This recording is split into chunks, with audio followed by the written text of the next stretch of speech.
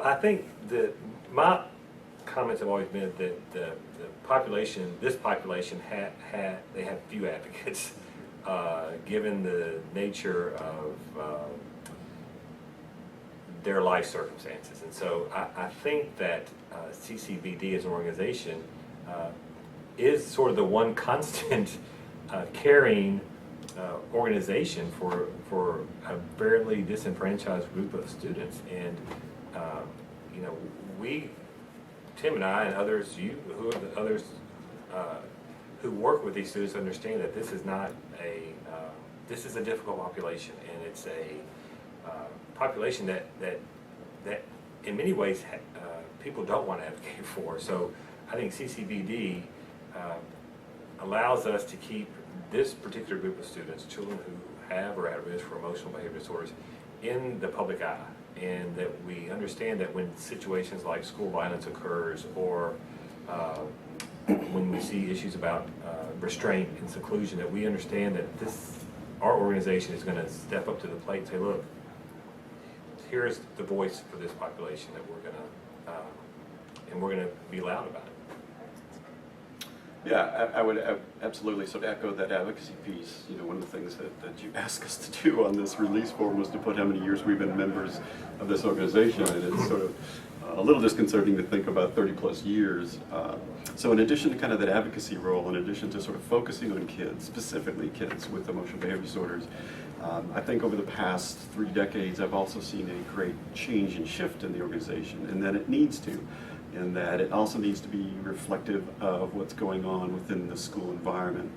So things like response intervention and things like school-wide initiatives and multi-tiered systems of support are clearly the way to go to not only support kids with emotional behavior disorders, but also that early intervention prevention piece.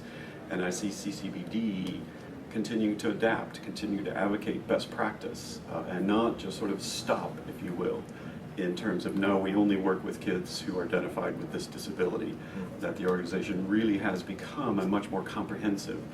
Absolutely, at the heart and soul, we will always advocate for those kids, and we need to continue to advocate. We need to be their voice in terms of both research and service and advocacy. But at the same time, I also see this conference and looking at the sessions much wider, much vaster scope, which I think is good, and that for us to be a viable organization, we continually need to adapt and be reflective of not only the knowledge base and research, but the way the schools are going and the demands that they're seeing.